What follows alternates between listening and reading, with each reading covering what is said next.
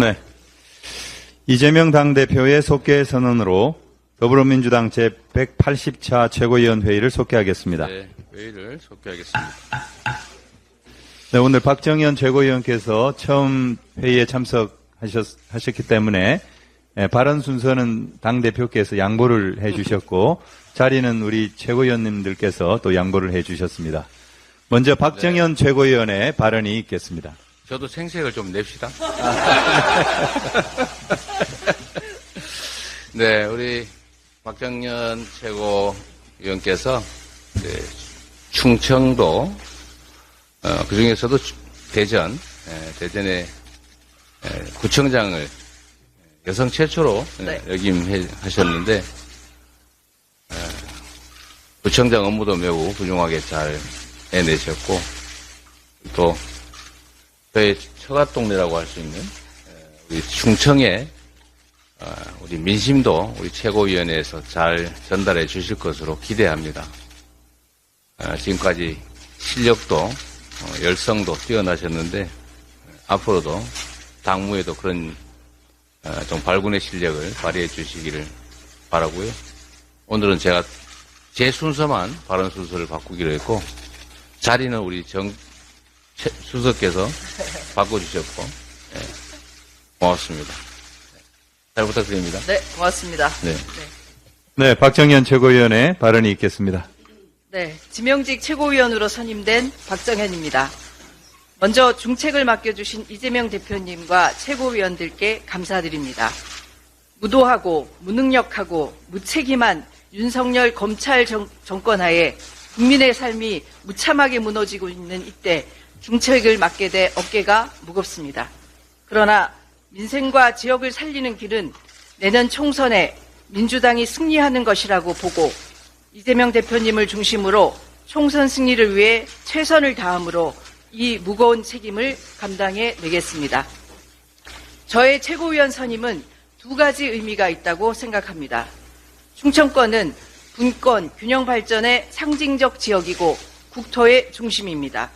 당이 충청권 인사를 최고위원에 선임한 것은 민심의 바로미터인 충청권을 적극적으로 지원해 충청권 총선 승리를 통해 전국 총선 승리를 견인해 내겠다는 것이고 현재 지체되고 있는 분권, 균형 발전을 더 가속화시켜 지역 주민들의 삶을 더 보살피겠다는 의지가 반영된 것입니다. 어제 이재명 대표님께서 민생회복 기자회견에서 성장률 3% 회복을 통해 민생 경제를 다시 일으켜 세우겠다는 민주당의 강한 의지를 피력하셨습니다. 당이 민생의 현장을 꼼꼼히 살피고 챙겨왔던 지자체장 출신인 저를 최고위원으로 지명한 것은 제게 지역과 시민의 요구를 적극적으로 반영한 민생 현안을 발굴하고 해결하는 역할을 하라는 의미라고 생각합니다. 최고위원으로서 제 역할을 가슴 깊이 새기며 무겁지만 최선을 다해 제게 맡겨진 역할을 감당해 내겠습니다. 더 나은 민생 경제, 더 나은 지역 주민의 삶, 더 나은 민주주의를 위해 국민에게 힘이 되는 강한 민주당, 국민의 삶을 지키는 실력 있는 민주당, 국민 옆에 늘 함께 있는 따뜻한 민주당이 되도록 열심히 뛰겠습니다.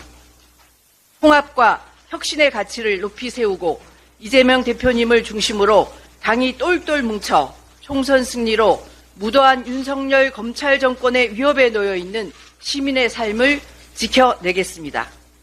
한 말씀만 더 드리겠습니다.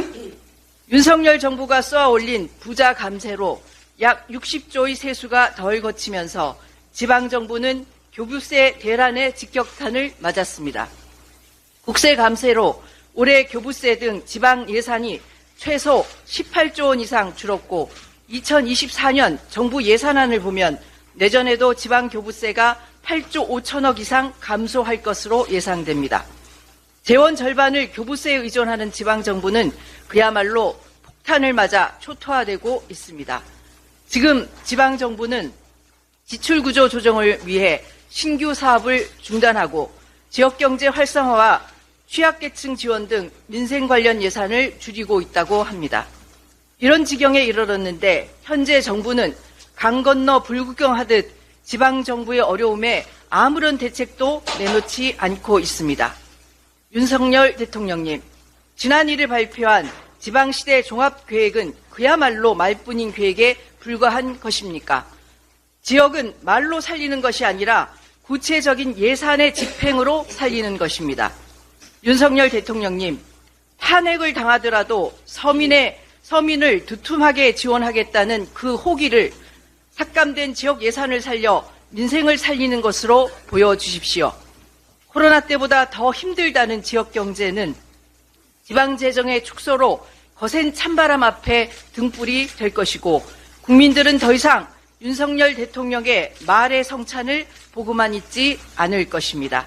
더 늦기 전에 하신 말씀을 실천하시기 바랍니다. 이상입니다. 다음으로 홍익표 원내대표의 발언이 있겠습니다. 네, 국민의힘이 수도권 주민들의 교통 문제 해결은 외면한 채 정략적인 꼼수로 아니면 말고식의 졸속 정책을 던지고 있습니다. 집권 여당다운 책임감은 찾아볼래야 찾아볼 수가 없습니다. 뜬구름 잡는 이야기 말고 교통 문제 확실히 해결해야 합니다. 그 첫 단계로 정부 여당이 끊임없이 희망 고문을 가하면서 붙잡고 있는 5호선 연장에 지체 없이 착수할 것을 촉구합니다. 국토부는 작년 11월 5호선 연장을 추진하겠다고 발표했습니다. 이에 경기도는 지난 8월 대도시권 광역교통위원회에 5호선 연장 노선 계획안을 제출하고 예타 면제를 촉구한 바 있습니다. 그러나 국토부는 지자체 간 이견을 조정하고 최적의 노선을 신속히 확정해 추진해야 하는 책임을 져버리고 오히려 사업 무산을 언급하며 고통받는 주민들에게 더 큰 상처만 주고 있습니다. 원희룡 국토부 장관은 지자체 간 이견과 경제성 문제를 핑계삼아 시간만 끄는 무책임으로 일관하고 있고 이 사이 주민들의 출퇴근 고통은 더 심화되고 있습니다. 상황이 이런데도 여당은 느닷없이 김포 시민을 위하는 것처럼 서울 편입을 들고 나왔습니다. 누가 봐도 본인들의 정치적 이익에만 매몰된 정략적이고 경박한 선거 전략일 뿐입니다. 정부 여당은 자신들이 뭉개왔던 5호선 연장 문제에 대한 입장을 정해야 합니다. 노선안의 조속한 확정과 예타 면제를 통해 당장 내년부터 사업에 착수할 수 있도록 해야 합니다. 정부 여당이 그동안 무책임에서 벗어나 구체적인 방안을 가져오면 더불어민주당은 적극 협력하고 예산도 함께 반영할 것입니다. 아울러 9호선 연장도 검토해 신속히 결론을 내리고 이에 따른 추진도 진행할 것을 제안합니다. 정부 여당은 시간 끌지 말고 답을 해주시기 바랍니다. 서울로 출퇴근하는 수도권 주민들의 교통 문제로 겪는 고통, 시간과 돈의 낭비로 인한 피해가 매우 심각합니다. 정부 여당은 얄팍한 생각은 하지 말고 수도권 주민들의 고통을 해소하기 위한 실질적이고 종합적인 방안을 마련해야 할 것입니다. 2015년 김기현 당시 울산시장은 이렇게 말씀하셨습니다. 글로벌 경쟁력 확보를 위해서 과밀화된 수도권 단일 체제로는 역부족이며 탄탄한 제2의 광역경제권을 조속히 구축해야 한다고 밝힌 바 있습니다. 도대체 2015년의 김기현과 2023년의 김기현은 같은 사람입니까? 다른 사람입니까? 한국은행이 어제 중요한 자료를 발표했습니다. 인구구조 변화와 지역경제 활성화를 위한 정책과제입니다.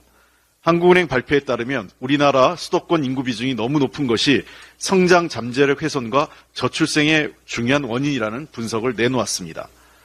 이 자료에 따르면 2015년에서 2011년까지 수도권과 비수도권의 격차는 더 커졌습니다. 월평균 실질 임금 격차는 34만 원에서 53만 원으로 고용률도 3.8%에서 6.7%로 더 벌어졌습니다.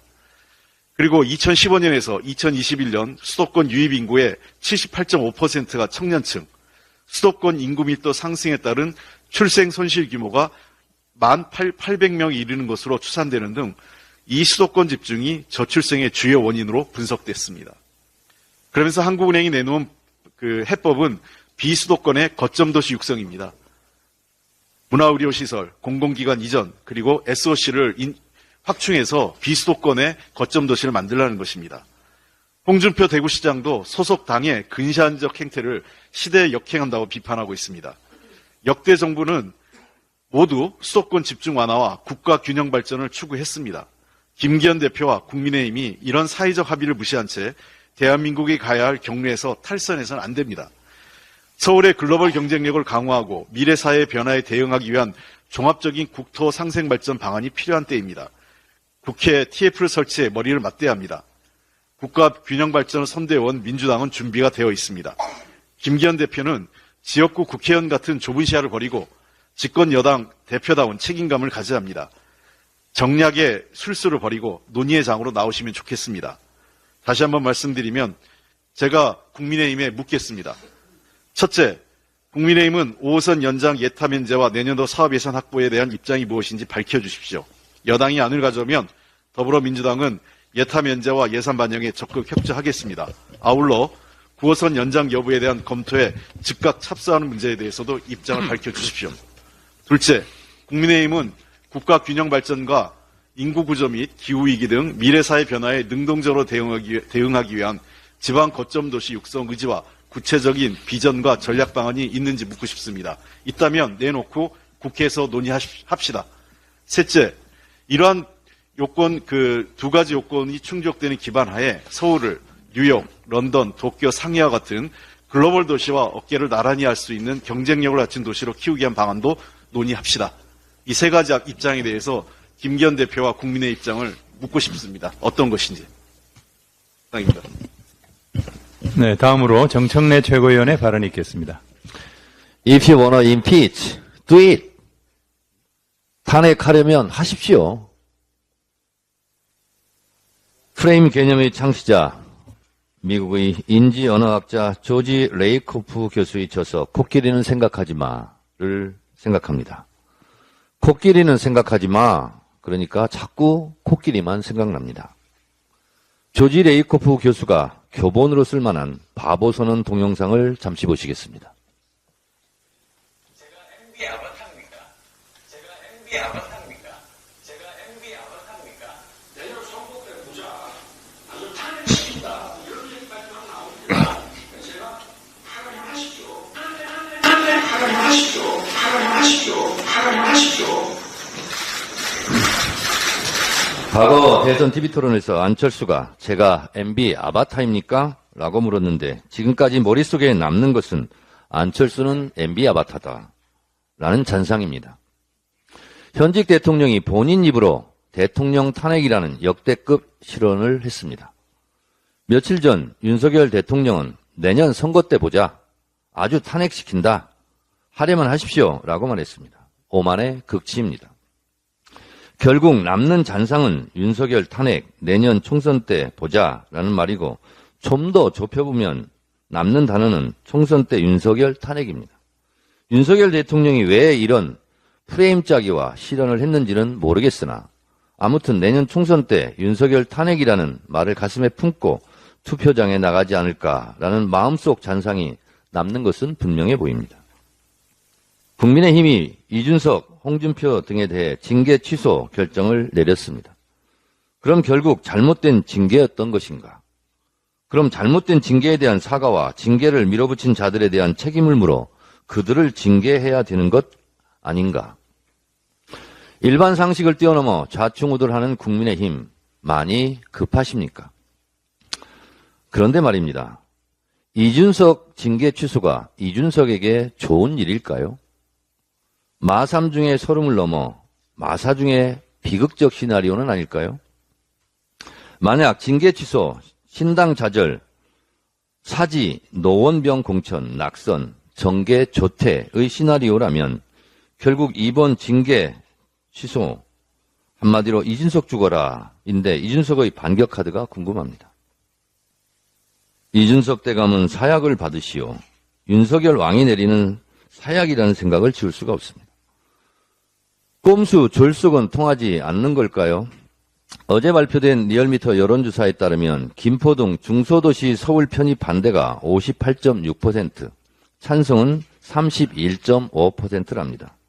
대부분 지역에서 반대가 우세했고 주요 관심 지역인 인천, 경기는 반대가 65.8%, 서울은 60.60%로 나타나 국민 여론상 실패의 길로 접어들었다는 분석입니다. 헛짓거리 하지 말고 5호선 연장 등 교통 문제나 해결하라. 김포에 쓰레기 버리려 그러냐. 그런다고 펴줄 줄 아냐라는 불만이 터져나오고 특히 20, 30대 젊은 층의 분노 표출이 눈에 띕니다. 시대 역행 아니냐는 국민의힘 내부 반발도 터져나오기 시작했습니다. 정치인은 팩트, 의도, 태도에 유의해야 합니다. 팩트가 틀리면 낭패를 보고 의도가 불순하면 역공을 당하고 태도가 오만하면 분노를 유발합니다. 윤석열 검찰 독재 정권의 팩트, 의도, 태도는 이미 국민들이 속속들이 꿰고 있습니다. 윤석열 대통령의 말 맞다나 내년 총선에서 진짜 탄핵하는 심정으로 투표장에 나가지 않을지 심히 걱정됩니다. Be careful. 조심하십시오. 다음으로 고민정 최고위원의 발언이 있겠습니다. 인사청문회를 앞둔 박민 KBS 사장 후보자가 국회와 국민을 대하는 태도가 가관입니다. 인사청문회 시작도 하기 전에 여당 과방위 의원실을 일일이 찾아 인사를 하는 부적절한 처신을 하더니 청문위원이 제기한 의혹에 대해서 해명은 단 한 줄도 없고 허위 주장이라고 입장을 냈습니다. 인사청문회고 뭐고 어차피 대통령이 임명할 거란 생각에 인사청문이란 절차를 우습게 여기는 행위라고밖엔 볼 수 없습니다. 청문위원은 국민을 대신해 공영방송 사장 후보자를 꼼꼼하게 검증할 권리와 의무가 있고 후보자는 여러 의혹에 대해 국민 앞에 성실하게 해명할 책임이 있습니다. 박민 후보자의 청문회 무시, 국민 무시 행태에 대해서 강력한 유감을 표하며 다시 한번 사과를 요구합니다.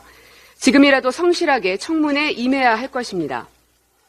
오늘 저는 박민 후보자의 법조 언론인 클럽 회장 시절의 의혹에 대해서 지적하겠습니다. 2007년에 설립된 법조 출입 간부 기자들의 모임인 법조 언론인 클럽은 지금까지 9명의 회장을 배출했습니다. 이 가운데 3분의 1인 3명이 윤석열 정권 아래서 언론 탄압 천병 노릇을 하고 있습니다. 4대 회장 박노황이 교통방송 TBS 이사장, 6대 회장 류일임 방심위 위원장, 그리고 8대 회장이었던 박민 KBS 사장 후보자입니다. KBS 박민 사장 후보자가 법조 언론인 클럽 회장으로 있던 2019년 12월부터 2022년 1월까지는 법조 브로커 김만배 씨가 전방위적인 로비 활동을 펼치던 기간입니다. 그런데 박민 후보자가 회장으로 있던 법조 언론인 클럽이 김만배의 집중 로비 대상이었던 것이 확인됐습니다. 박민 후보자가 회장이던 당시 부회장이었던 김모 H일보 사회부장은 2020년 5월 1억 원의 금전을 김만배로부터 수수한 것이 드러나 소속사가 23년 1월 사과문을 게재했고 당사자를 해고했습니다. 또 다른 부회장 이모 제2일보 논설위원은 법조 언론인 클럽에 몸담고 있다가 21년 5월 회사를 사직하고 아예 화천대유 고문으로 영입돼 억대의 연봉을 받았습니다. 이처럼 법조 언론인 클럽 핵심 인사들이 김만배로 엮인 이 시기는 대장동 사건이 언론에 보도되기 직전으로 김만배의 돈 거래와 로비가 집중됐던 시점입니다. 본인이 선임한 핵심 집행부들이 김만배로부터 금품을 수수한 데 대한 도의적 책임을 넘어 정작 회장이었던 박민 후보자는 김만배의 로비 대상이었을까? 만일 아니었다면 왜 회장만 빠졌을까? 하는 의문이 생깁니다. 뿐만 아니라 박민 후보자는 주택임대차법을 위반한 사례도 발견됐습니다.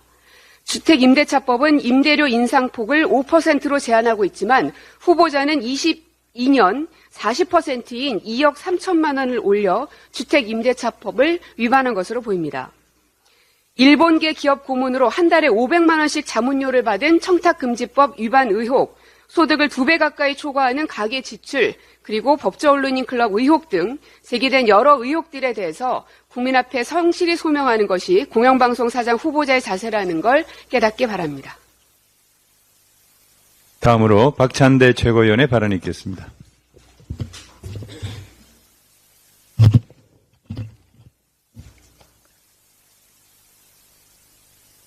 일본 도쿄 전력이 어제부터 후쿠시마 핵 오염수의 3차 해양 투기를 시작했습니다.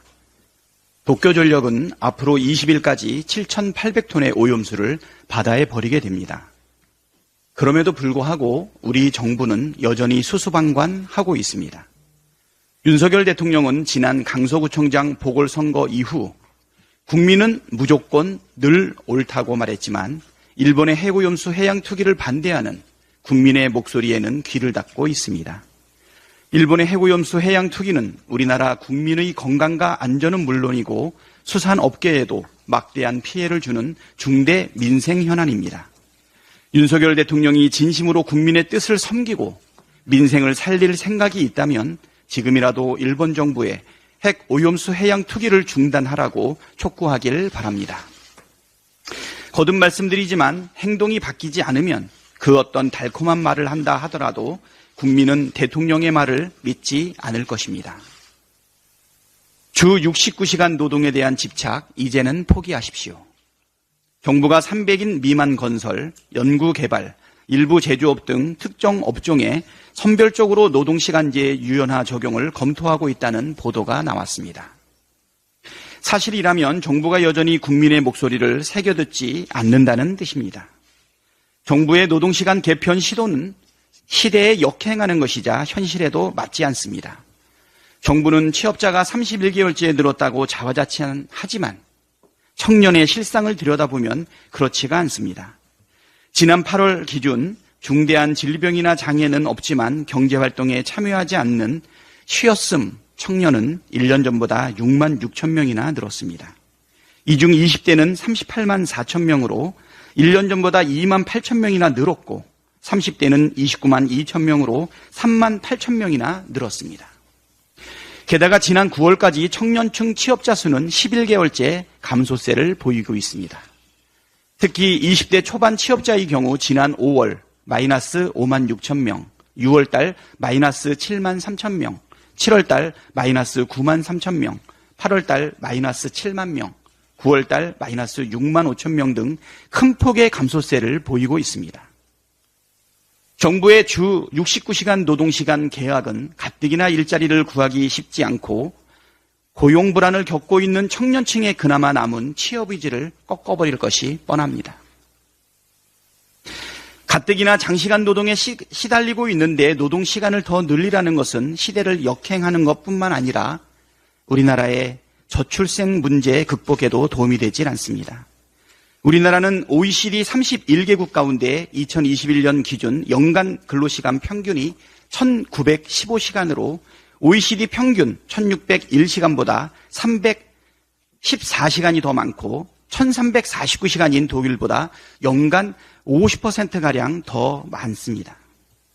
게다가 우리나라 지난해 기준 합계 출산율은 0.78명에 불과합니다. 이대로라면 머지않아 나라가 소멸될 판인데 노동시간을 지금보다 더 늘리면 애 낳고 키울 시간이 있겠습니까?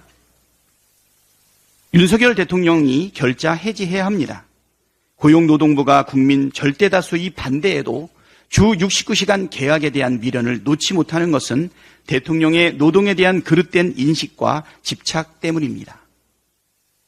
실제로 윤석열 대통령은 후보 시절 주 120시간 노동을 언급한 바 있습니다.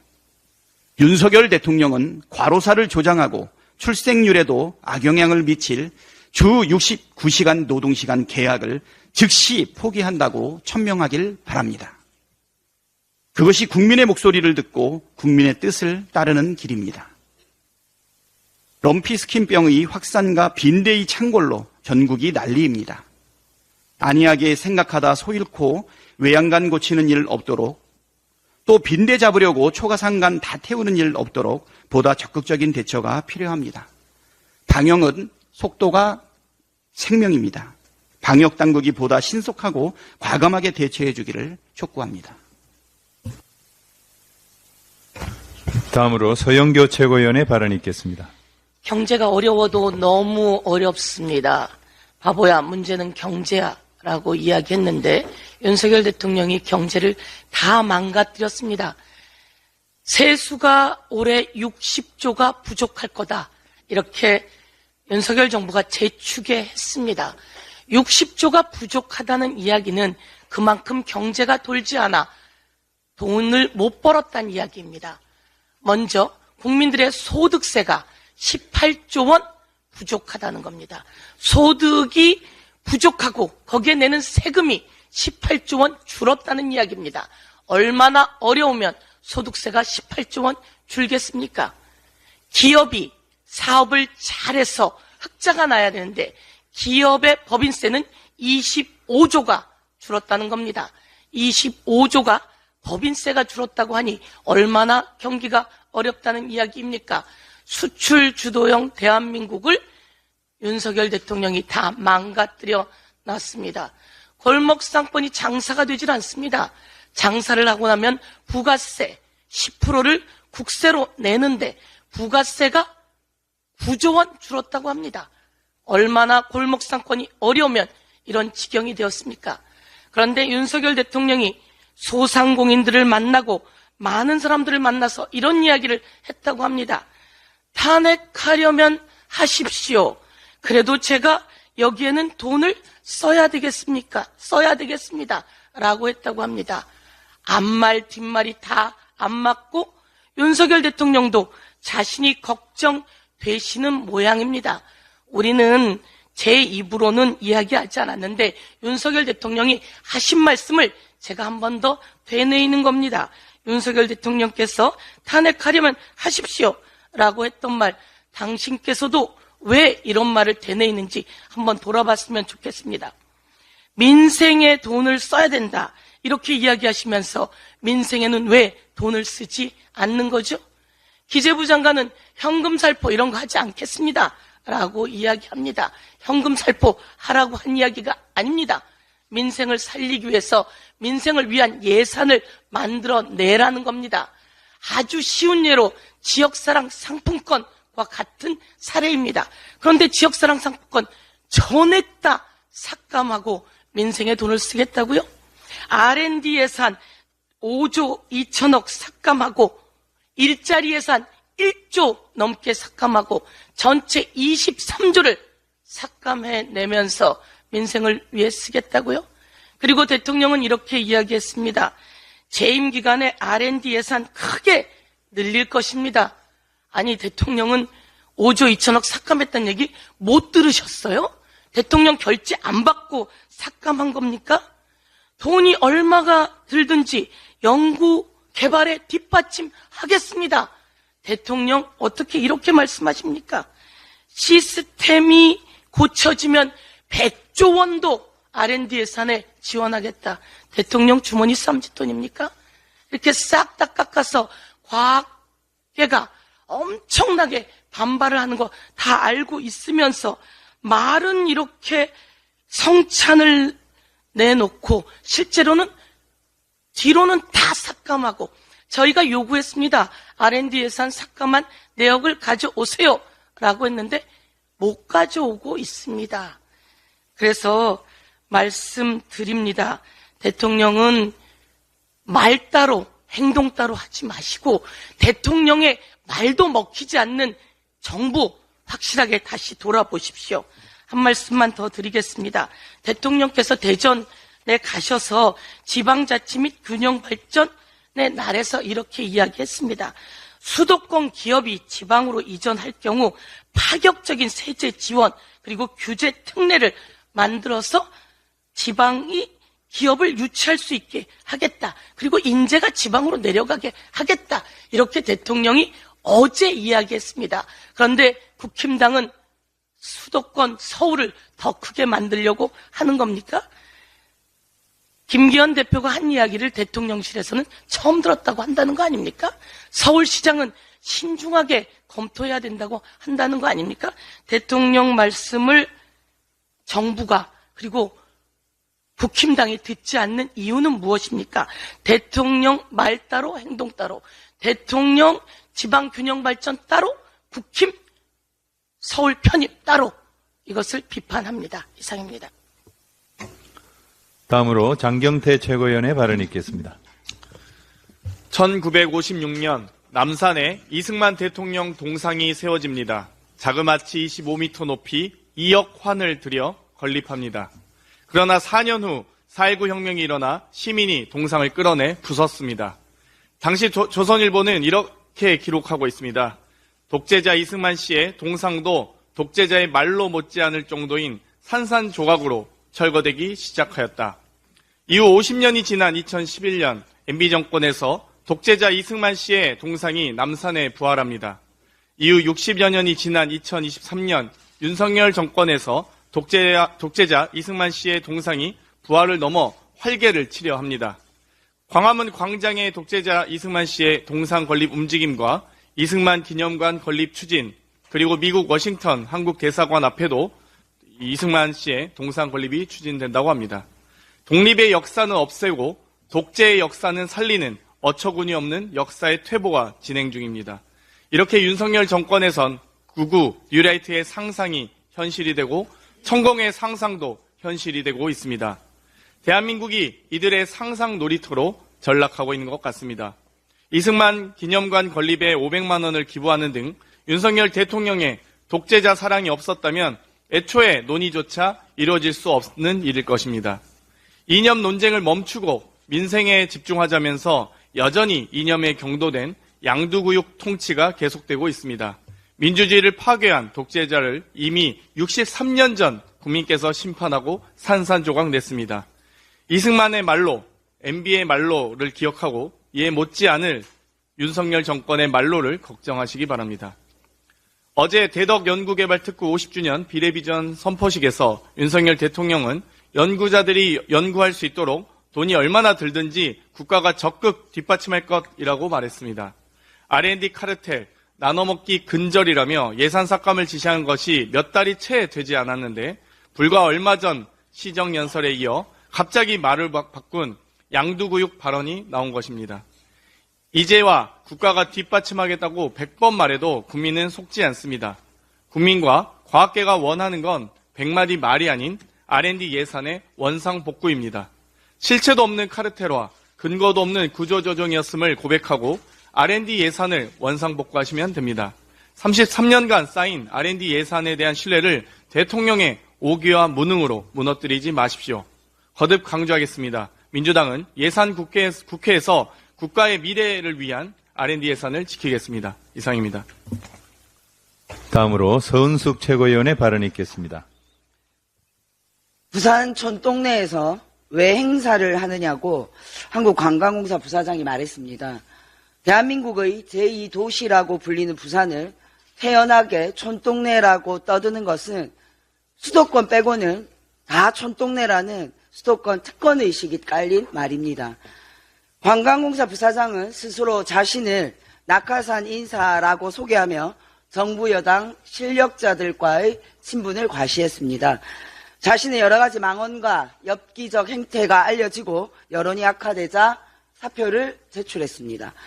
내가 대통령을 만든 사람이라고 큰소리쳤던 한국관광공사 부사장, 대통령의 보훈 인사, 캠프 인사가 또 인사 참사를 만들었습니다.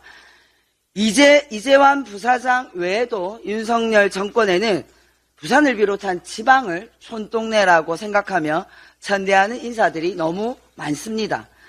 수도권과 지역의 격차가 심각하고 수도권 일극화가 대한민국 경쟁력을 저하시키는 현실에서 부산 촌동네 발언이 나온 것은 우연이 아닙니다. 윤석열 정권은 지역 균형 발전 철학 자체가 빈곤합니다. 그런 윤석열 정권 아래 용산당 여의도 출장소 대표인 김기현 대표가 총선용으로 들고 나온 것이 서울 메가시티라는 황당한 구상입니다. 문재인 정부 시절 무너지는 지방의 경쟁력을 복원시키고 국가균형 발전을 구축하기 위하여 불경 메가시티를 어렵게 합의했습니다. 특별규약을 만들고 국비 35조를 확보했습니다. 그러나 윤석열 정부와 불경 단체장들은 시작도 하기 전에 불경 메가시티를 걷어차 버렸습니다. 윤석열 대통령은 불경 메가시티 추진이 자신의 공약인 것을 기억이나 하고 있습니까? 국민의힘 소속 부산, 울산, 경남 광역단체장들이 마치 짜고 치는 고스톱처럼 불경 메가시티를 파괴할 때 국민의힘 불경 국회의원들은 무엇을 했습니까? 집단 침묵으로 일관하지 않았습니까? 그랬던 사람 중에 한 명인 부산 사흘 조경태 국회의원이 수도권 국민편익 개선특위 위원장을 맡았다고 합니다. 제목은 그럴싸하지만 결국 경기도 지역의 서울 편입을 추진하는 특위 아닙니까? 여의도 연구원장을 역임한 부산 남구가 박수영 의원은 서울은 아직도 작다. 메가시티가 지금의 트렌드라며 수도권 중심주의에 젖은 사고를 여지없이 드러내고 있습니다. 기가 차서 말이 나오지 않습니다. 부산 국회의원들이 부울경 메가시티는 걷어차면서 서울 메가시티 앞장서는 엽기적인 행태를 뭐라고 불러야 합니까? 지역구를 수도권으로 옮기겠다는 것인지 부산 지역의 미래와 지역균형 발전은 관심이 없다는 공개천명인지 도대체 알 수가 없습니다. 이미 결정되어 예산까지 편성된 부울경 메가시티를 무산시킨 국민의힘이 엉뚱하게 총선을 앞두고 서울 메가시티를 외치고 있습니다. 국민의힘이 부울경 메가시티를 무산시킨 것은 부산, 울산, 경남 시민을 잡아둔 물고기처럼 무시하는 행위입니다. 그리고 이번에 국민의힘이 서울 메가시티를 추진하는 것은 의석수가 많은 수도권표를 얻기 위해 현실 불가능한 황당 정책을 마구 던지는 것입니다. 대한민국 국민과 수도권 시민들은 국민의힘 당이 생각하는 것처럼 수준이 낮지 않습니다. 대한민국의 행정과 미래는 국민의힘의 총선 득표를 위하여 마음대로 뗐다 붙였다 하는 스티커 놀이가 아닙니다. 국민의힘 당이 총선 수도권 득표용으로 꺼낸 서울 메가시티는 발표하자마자 이미 국민에게 심판받고 있습니다. 여론조사 결과 수도권 시민들은 압도적인 비율로 서울 메가시티 계획을 거부했습니다. 국가 미래를 위한 국가균형 발전은 수도권과 지역이 함께 머리를 맞대고 종합적인 검토와 설계가 이루어져야 할 사안입니다. 총선용 득표에 눈이 멀어 국가의 미래는 생각하지 않고 이미 메가시티인 서울을 메가시티로 추진하겠다는 엽기적 발상은 멈추어야 합니다. 국민의힘 김기현 당대표는 물론이고 엉뚱하게 서울 메가시티 놀이를 하고 있는 국민의힘 부산 국회의원들도 이성을 찾고 진정하시길 바랍니다. 마지막으로 이재명 당대표의 발언이 있겠습니다. 네, 우리 박정현 최고위원님의 이 최고위 합류를 다시 한번 환영합니다. 많은 말들을 하지만 정말로 중요한 것은 민생이고 민생의 핵심은 바로 경제입니다. 경제 상황이 나빠지면 국민들의 삶이 나빠집니다. 경제 상황을 개선하기 위해서 정부에는 재정정책 권한 그리고 금융정책 권한이 주어져 있습니다. 돈을 풀면 물가가 오르니까 돈을 풀 수 없다라는 단순한 생각으로는 이 복잡한 경제 현상을 해결해 나갈 수가 없습니다. 우리는 보통 돈이 많이 풀어지면 물가가 오른다라고 생각합니다. 반대인 경우도 있습니다. 성장이 활성화되면 물가가 오른다. 이게 통념입니다. 그런데 성장이 정체되거나 또는 퇴행하면서도 퇴보하면서도 물가가 오르는 경우가 있습니다. 스태그플레이션이라고 부르지 않습니까? 그 반대의 경우도 있습니다. 물가는 떨어지는데 경기가 침체되는 경우도 있죠. 돈을 풀면 물가가 오르니까 돈을 풀 수 없다라는 생각으로는 이 경제 운영을 할 수가 없습니다. 재정정책과 금융정책이라고 하는 막강한 권한을 가지고 시장을 조정하고 과열될 때는 억제시키고 또 침체될 때는 부양하는 것이 바로 정부의 역할이고 가장 중요한 기능이라는 점을 말씀드립니다. 성장률 회복이 정말로 중요합니다. 최소 3% 성장 회복을 위해서 머리를 맞대고 대화해야 합니다. 정부와 여당이 자신이 없다면 구체적 정책에 대해서 생각나는 게 없다면 우리가 얼마든지 그 구체적 정책 대안을 제시하겠습니다. 의지가 있다면 함께 대화하고 3% 성장 회복을 위한 대화를 시작합시다. 전세 사기 관련해서 지금 정부가 피해 지원 대책을 발표했다고 합니다. 역시 알맹이가 없습니다. 말은 그럴싸한데 내용을 들여다보면 맹탕입니다. 수사기관이 얼마나 많은 범죄자를 잡았나, 얼마나 많이 처벌했나, 피해를 입지 않기 위해서는 뭘 하면 되냐, 어플을 소개하는 이런 게 정책입니까? 전세 사기 대책의 핵심은 전세 사기 피해자들의 피해를 구제하는 것입니다. 다시 한번 말씀드리지만 전세 사기 피해 앞으로도 계속 늘어날 것입니다. 가해자들을 잡는 거 당연히 해야 됩니다. 그러나 거기를 넘어서서 정부가 책임을 지고 부담을 해가면서 이 피해자들에 대해서 피해 대책을 강구해야 합니다. 피해 대책의 핵심은 보상입니다. 선구제, 후구상. 어제도 말씀드렸지만 정부가 돈 한 푼 들이지 않고 말로만 책임지겠다. 어차피 있는 수사기관 동원해서 가해자를 잡겠다. 이런 것만으로는 문제 해결이 되지 않습니다. 살아남을 수 있도록 이 세상에 기대를 가지고 희망을 품고 다시 미래를 설계할 수 있게 해야 합니다. 정부의 재정 부담을 감수해야 합니다. 일정액이라도 우선 지원을 하고 그 해당되는 부분은 정부가 나서서 구상을 하면 됩니다. 손실이 발생하면 정부가 부담해야 됩니다.